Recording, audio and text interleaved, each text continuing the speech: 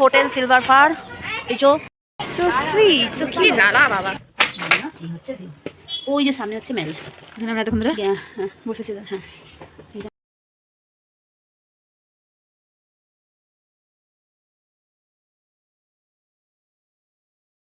8ই ফেব্রুয়ারি 2026 চলেছি পাহাড়ে।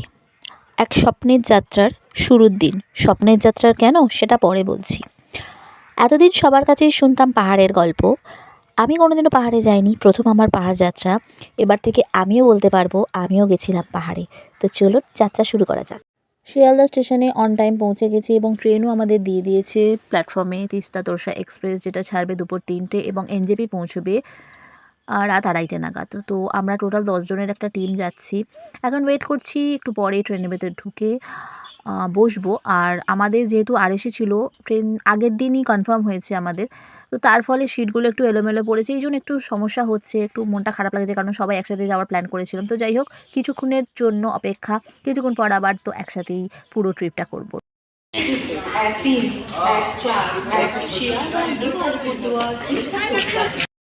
তো ফাইনালি 574 কিলোমিটার পথ অতিক্রম করে শিয়ালদা থেকে এখন বাজে কটা, 2টো প্রায় 2:30 বাজে আমরা পৌঁছলাম হচ্ছে এনজেপি। আর এখন যাচ্ছি বাইরে, কিছুক্ষণ ওয়েট করবো ওয়েটিং রুমে, ওখান থেকে তারপরে ভোরবেলা হলে গাড়ি নিয়ে ওপরে উঠব। তো আজকে হচ্ছে 9ই ফেব্রুয়ারি 2026, আর আজ থেকে এক সপ্তাহ আমি এক সুন্দর পথ অতিক্রম করব, মানে জার্নি অতিক্রম করব। প্রথমবার জীবনে পাহাড় দেখব, প্রথমবার জীবনে তুষারাবৃত পাহাড় দেখব, আর সেই সমস্ত মুহূর্তগুলোকে ফ্রেমবন্দি করব এবং সেগুলো আপনাদের সাথে শেয়ার করব। তো ওয়েটিং রুমে বিশাল ভিড়, ওখানে বসার তো এই মুহূর্তে কোনো জায়গা নেই, তাই প্ল্যাটফর্মে আমরা একটা ফাঁকা জায়গা দেখে বসে আছি এবং কিছু হালকা টিফিন করে নিচ্ছি, এবার ওপরে উঠতে হবে। আর এই হচ্ছে আমাদের গ্রুপের সব থেকে ক্ষুদে সদস্য ভটু মজুমদার। কোথায় ঘুরতে যাচ্ছি আমরা? কোথায় ঘুরতে যাচ্ছি আমরা? বল, নর্থ সিকিম।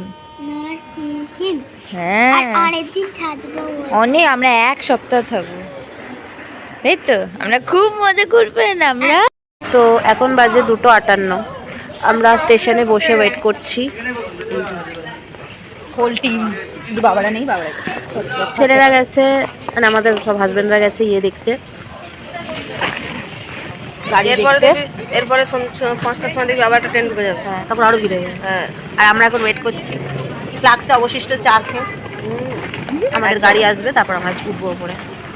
খুব বেশি ঠান্ডা নেই, যেটা আশা করেছিলাম সেটা নেই, তাই টুপিটা খুলে দিলাম, কারণ আমি টুপি বেশিক্ষণ পরে থাকতে পারি না, আমার কষ্ট হয়। সবাইকে গুড মর্নিং। Good morning. আমরা গাড়ি পেয়েছি, অনেক গাড়ি করে আমরা যাব হচ্ছে গ্যাংটক।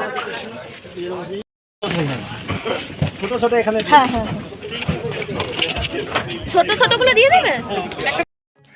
বিয়ের 15 বছর ধরে যখনই প্ল্যান হয়েছে পাহাড়ে যাওয়ার, নানান কারণে ক্যান্সেল হয়ে গেছে। এই প্রথম আমার সুযোগ হয়েছে পাহাড়ে যাওয়ার। গল্প কথা, ভিডিও, ফটোতে দেখা পাহাড়ের নানান কথা, যেগুলো আমি এতদিন শুনে এসেছি, দেখে এসেছি, সেগুলো আমি চাক্ষুষ করব। এর থেকে বড় পাওনা আর কি হতে পারে? তাই এটা আমার স্বপ্নের যাত্রা। সিলভার ফার, এসো। আগে থেকে আমরা বুক করে এসেছি, জাস্ট এসে পৌঁছলাম। দেখি সবাই অ্যাটেন্ডেন্স দাও।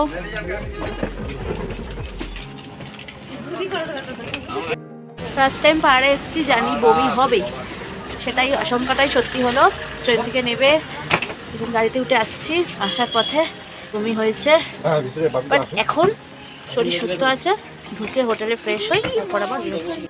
ফাইনালি আমরা রেডি হয়ে গেছি একটু আশপাশে বেরোনোর জন্য। আর এটা হচ্ছে আমাদের করিডোর থেকে বাইরেকার ভিউ। এই যে আমাদের করিডোরের এটা জানলা থেকে ভিউ। ঘরটা পরে দেখাবো, ঘরটাও ভালো, সুন্দর পরিষ্কার পরিচ্ছন্ন ঘর, এটা পরে দেখাবো। এটা ধর না, ও সরে যাবে, সো কিউট। তো আমরা একটু বেরিয়েছি, ওই যে হলুদ রঙের বিল্ডিংটা আমাদের হোটেল, আর এই রাস্তাটা দিয়ে গিয়ে ডান দিকে টার্ন নিলেই হচ্ছে ম্যাল রোড। তো আমরা এখন একটু মেলোডে ঘুরবো। সো এটা হচ্ছে এমজি মার্গ, আমাদের ট্রেলের খুবই কাছে একদম। আর এখানে খুব সুন্দর সুন্দর ডেকোরেশন করা আছে, রাস্তায় ফুল দিয়ে সাজানো আছে, পান্ডা স্ট্যাচু আছে, সেখানে আমরা ছবি টবি তুলেছিলাম। আর এটা পুরো কলকাতার নিউ মার্কেটের মতো। আর রাস্তার উপরে আছে আমাদের ইন্ডিয়ান ফ্ল্যাগ, যেটা ছবি না তুলে তো হয়ই না। আর এটা হচ্ছে বললাম আমাদের কলকাতার নিউ মার্কেটের মতো। তো ঘুরে টুরে আমরা একটা মলে গেছিলাম, তো মলের ভেতরে ঢুকিনি, আমরা মলের বাইরেটা খুব সুন্দরভাবে ডেকোরেট করা আছে, সেখানে ছবি টবি তুলে এখন যাবো লাঞ্চ করতে।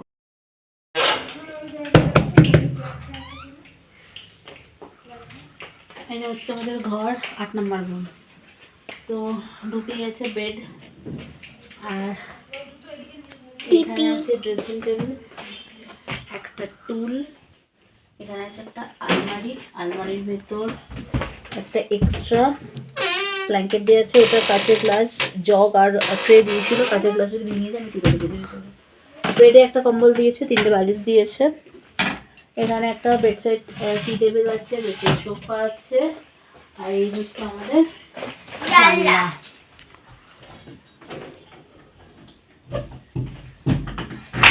এই হচ্ছে আমাদের জানলা, এই হচ্ছে ভিউ।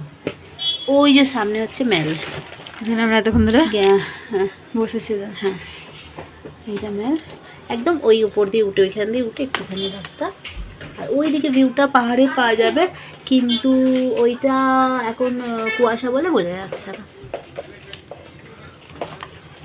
ক্যা ক্যা ভালো চিমচাম পরিষ্কার পরিচ্ছন্ন। আর আমরা থাকবো ঘরে, থাকবো এই ঘরে হচ্ছে জাস্ট এক রাত্রির।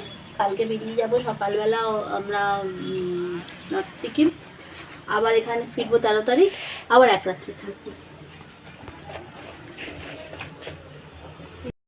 আমাদের লাঞ্চ হচ্ছে, বাইরে থেকে নিয়ে এসছে মিল, ভাত নিয়ে এসছে, এটাতে ভাত 2 প্যাকেট ভাত নিয়ে এসছে, 2টো মিল, একটা তরকারি দিয়েছে, একটা শাক দিয়েছে, একটা ভাজা দিয়েছে, স্যালাড দিয়েছে, আর ডিম শুদ্ধ আমাদের বাড়ি থেকে করে আনা ছিল সেটা আছে, আর ডাল দিয়েছে, এখানে এতটা ডাল দিয়েছে, মানে এর থেকে বেশি ছিল, আমাদের হাফ খাওয়া হয়ে গেছে। ভাত প্রচুর দিয়েছে, মানে 2টো মিলের ভাত যা দিয়েছে, আমার 3 জনে খেয়েও এতটা বেঁচে গেছে, মানে এটা এখনও পড়ে থাকবে মনে হচ্ছে ভাতটা, এতটা ভাত বেঁচে গেছে, একজনের মতো ভাত বেঁচে গেছে। গুড ইভিনিং, পাহাড়ে সানসেট। তো হ্যালো এভরিওয়ান, গুড ইভিনিং। এখন বাজে প্রায় 4টেই তো, এখন 4:17, বিকেল 4:17 বাজে। আমরা দুপুরবেলা খাওয়া দাওয়া করে একটু রেস্ট নিয়েছিলাম, তারপর এখন বেরিয়েছি হচ্ছে হালকা হালকা সাইড আশপাশে ঘুরবো। তো সবাই মোটামুটি রেডি হয়ে গেছি, আর ওই যে সামনে যাচ্ছে সবাই। আমার বিস্ময় লাগছে, এই এত খাড়াই সিঁড়ি, মানে ঢাল, এখান দিয়ে গাড়িগুলো স্মুথলি উঠে যাচ্ছে, আর আমাদের উঠতে কষ্ট হচ্ছে, কিন্তু বড় বড় 4 চাকা বা বাইক স্মুথলি উঠে যাচ্ছে, মানে এখানকার ড্রাইভারের হাত কতটা পাকা।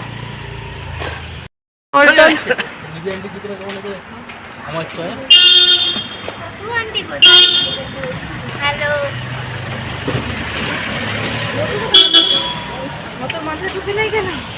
আমরা এখন রোপওয়েতে উঠবো বলে দাঁড়িয়ে আছি। প্রথমে ডিসিশন হলো যাবে না, অনেকেই যেতে চাইছিল না, কিন্তু তারপরে জাস্ট এটা একটা লাইফ টাইমের ব্যাপার আছে, আর তো এখানে আসতে পারবো কিনা ঠিক নেই, তাই জন্য সবাই ডিসাইড করলো যে যাবো রোপওয়েতে। এখন টিকিট কাটা হচ্ছে ওখানে, এবার আমরা রোপওয়ে রাইড করবো। পার হেড 270 টাকা করে টিকিট, আমাদের লাইফে আর হবে। হ্যাঁ এটাই তো, চলো। জীবনে প্রথমবার আমি রোপওয়েতে উঠলাম, আর ভিউটা খুব সুন্দর ছিল। প্রথমে একটু ভয় করছিল, কিন্তু তাও না, উঠে পড়লাম, কারণ আর কবে কোথায় উঠতে পারবো জানি না। আর তারপর আবার পাহাড়ি এলাকায় এরকম খাড়াই জায়গায় রোপওয়েতে উঠেছি। তবে সময়টা খুব অল্প ছিল, খুব অল্প টাইমের মধ্যেই আমাদের গিয়ে আবার নিয়ে চলে এলো। একটু ওখানে একটু রাখতে পারতো একটু কিছু সময়, কিন্তু না, ওখানে গিয়ে একবারে সঙ্গে সঙ্গে রিটার্ন করলো। তো যাই হোক, সব কিছু খুব ভালো ছিল, খুব ভালো এক্সপিরিয়েন্স হলো।